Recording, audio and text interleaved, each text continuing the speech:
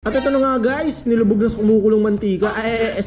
Nilubog na siya sa chemical para matanggal yung mga dating pintura nito. Yung bubugan na, yung dating walang kulay at magkakaroon na ng kulay. Akala natin itim lang, no? Hintayin nyo maluto yan guys. Grabe, sobrang ganda. So ito na, kapirasong montage.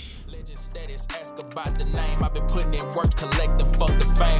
Up in the step while they watching the 10 in the game. Either you in it or just a critic, man, we ain't the same. I'm focused on making this history into my top 5. List is listing me. I never got an L on pass, this ain't no breeze. I had to make the. So ayun na nga guys, napinturahan na yung dapat pinturahan. Grabe, ang sarap sa mata, 'di ba? Kitang-kita nyo naman. So ayan guys, lulutuin muna yan dyan ng mga ilang minuto. At pagkatapos, ilang saglit lang, bang! What's up mga tol? May tatanong lang ako sa inyo, naranasan nyo na ba ang pumusta sa kaibigan nyo? Tapos hindi binigay yung pusta? Lokohan na yan pre! Dito ka sa 1xBet, safe na safe yung pera mo. Anytime na pumusta ka at manalo ka agad, makukuha mo agad yung pera mo instantly pre. Kagaya ko nung nakaraan, nagbet ako sa Lakers, nanalo. Di nakukuha agad yung pera ko. Paano nga ba gamitin ng 1xBet? Click mo lang yung link na nasa pin comment sa comment section. Tapos i-type mo tong promo code ko. Ayan. At pag nag-cash in ka dyan, pwede kang makakuha ng 6,000 plus bonus pre. Saan ka pa? Kaya ako sa inyo, mag-cash in na kayo through GCash or pwede rin namang ibang mga bank transaction, no? Kailangan sa link ko kayo mag-register para makuha nyo yung bonus na 6,000 plus pesos, di ba? Hindi lang pala kayo sa basketball pwede mag-bet mga tol, ah. Lahat ng sports halos nandyan na. So ano pang hinihintay nyo? Click nyo na yung link sa comment section at mag-register na. Peace! Yo guys, kamusta kayo lahat? Ayan, dito tayo ulit sa Power Code guys. Okay. Hanap tayo ng gastos guys. So anyway, sila nga pala yung gumawa na ito. Powder coat ng ating stock max, no? Diba? Ang brand new na ulit. Stock max natin. So ulit dyan par. Kaya naisip ko, dito na rin natin papagawa itong ating swing arm para medyo kakaiba tayo guys. Tsaka itong likod ng radiator. Yan. Bakal naman kasi yan. So pwede nilang ilagay sa oven yan. Tsaka ito, bali tatlo. Guys, ito. Itong kalahati nung nalagyanan ng gear oil. Yan, beside of ito. Okay, so papapowder coat natin yan dito sa the power coat guys. Yan, panoorin nyo lang kung anong gagawin natin dito, kung anong kakalabasan. Excited ako guys. So, tambay muna tayo dito, mahaba-habang oras kailangan dito guys. So yun. So yun na nga guys, tinatanggal na ni kuya yung ating mga pyesa para makalas na yung mga parts na ipapowder coat natin. Lalong lalo na tong swing arm kasi yan yung mga kabitan dyan. Ito nga pa rin tatanggalin dyan guys. Una yung pipe natin, tapos itong sa may mags para matanggal yung tornilyo dito sa swing arm. At syempre, tatanggalin din yung tornilyo dun sa shock absorber natin sa likod. At ayan na nga, natanggal na ang ating swing arm. Huwag kayong mag-alala guys dahil alam nila yung mga dapat hindi malagyan ng pintura. Lalo na yung mga bearing at yung mga butas ng tornilyo. At ayan na nga pala, natanggal na yung gulong natin guys. Dahil pati yung lalagyan ng gear oil, papakulayan na din natin. Total bakal naman yan. Ayan nga pala yung part na yun guys. Naisip ko lang mga tol para kakaiba tayo. At ito nga rin palang radiator natin, papakalas na rin natin. Dahil yung likod niya, yung kinakabitan niya, ay pwede rin yan i-powder coat. Ito siya guys, pag natanggal na, diba? Kung tutusin, hindi talaga siya gaano kita. Pero kapag sinilip mo yung ilalim, talagang makikita mo yung ganda ng kulay. Tingnan niyo yung ilalim natin, diba? Plain na plain. At walang kabuhay-buhay. Mamaya lang, tingnan nyo kung ano ang epekto ng pagpa-powder coat dito sa mga pyesa na to. Grabe, ibang-iba talaga. Syempre, di-drain muna yung gear oil natin dahil dyan nakalagay yun sa pyesa na yan. At huwag kayong mag-alala dahil may in-house mechanic naman sila na magbabaklas at magkakabit ng mga pyesa nyo. Kaya wala kayong dapat ikabahala. Tapos, meron na rin mga pyesa dito dahil malapit to sa mga motorcycle shop sa area na to. O, diba? Wala kang poproblemahin. At ito na nga guys, nilubog na sa kumukulong mantika.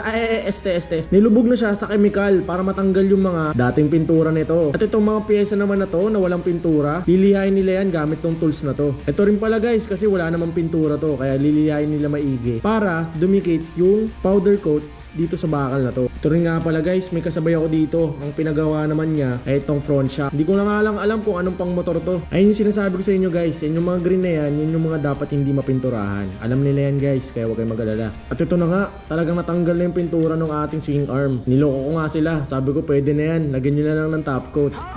Pero seryoso, di ba? Napakaganda niya. Kaya lang sabi nila, pag ganyan lang daw yung kulay, madaling kapitan ng dumi. Lalo na yung acid rain. Talagang mamarka dyan yung mga bakat ng ulan. Papakita ko nga pala sa inyo guys, dito nga pala niluluto yung mga nabugahan na powder coat. Grabe diba? Kaya mag-iingat kayo guys, huwag kayo masyadong lalapit dyan. At ayan na nga, dahil magbubuga na si kuya, maglalagay tayo ng mask para hindi masakit sa ilong at hindi natin malanghap. Grabe, talagang hindi nila tinitigilan to guys hanggat may nakakapapa silang mga kung ano-ano dyan. Kasi dapat makinis na makinis yan. At ito nga pala, umorder na rin tayo na stainless na center stand at side stand. Grabe, tosgas na naman si Dawiwi. Sabi pala nila, pwede rin daw itong i-powder coat. Kaya ito, pina-powder coat na rin natin. Bahala na kung anong kakalabasan. Talagang excited ako dito guys. At ito na nga, nilalagyan nila ng takip gaya ng sabi ko kanina. Kasi dapat yung mga parte na yan yung mga hindi dapat yung tatakpan ng pintura. Dahil yan yung mga kabitan ng tornilyo. Maaring magkaroon ng tagas to kapag napinturahan yan. Kasi syempre, hindi lalapat ng maigi kapag may pintura. Dito nga pala guys, bali sinasalang muna nila to sa oven. Lahat ng mga pwedeng i-powder coat bago nila bugahan ng pangkulay. Para daw talagang kumapit yung mga pulbos. Mga ilang minuto rin yan guys, kaya sabay-sabay na nila nilagay dyan para makatipid sa oras. Lahat yan magkakaroon ng kulay guys, abangan natin. At ito na nga, hinahanda na yung kulay. Ang kulay nga pala nito is medyo purple. Hindi ko alam yung eksakto. Purple nga pala yung napili kong kulay dahil tumiterno to dun sa wrap natin. Yung white ng motor natin na pag nasinaga ng araw, minsan nagba-violet siya. At ayun na nga guys, ito yung pinaka-satisfying na part. Yung bubugan na, yung dating walang kulay at magkakaroon na ng kulay. Akala natin itim lang no. Hintayin nyo maluto yan guys. Grabe, sobrang ganda. Bali, papakita ko na lang sa inyo guys dahil parehas lang naman ng mga proseso yan. So ito na, kapirasong montage.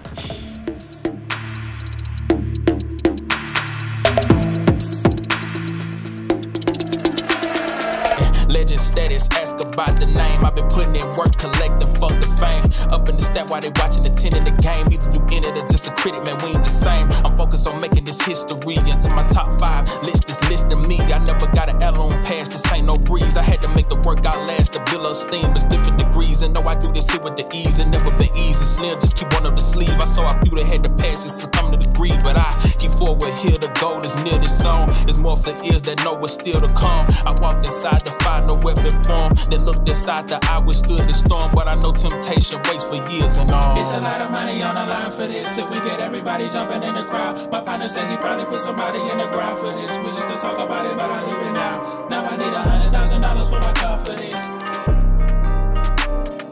$100,000 for my confidence.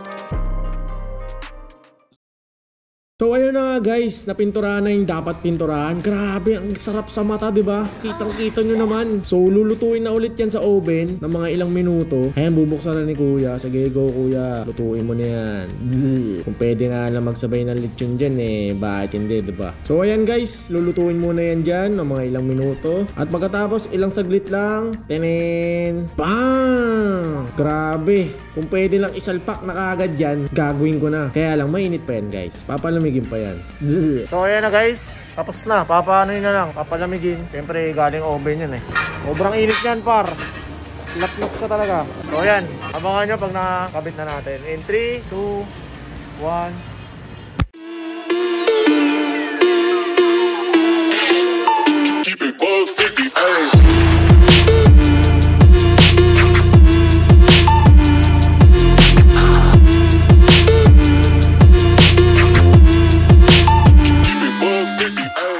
So ayun mga tol, kung interesado kayo, message lang kayo dito sa page na to. Yan, naka-promo sila. Sabihin nyo lang, napanood nyo kay Dawiwi at sila na bahala magbigay ng discount sa inyo. Kung hindi ako nagkakamali, lahat ng to kagaya ng part sa akin is 1.5. So message nyo lang sila kung interesado kayo. Kahit yung wala dito sa video na to guys, pwede nyo ipa-powder coat basta bakal. So ayun, maraming salamat sa panonood. Ingat palagi. Peace.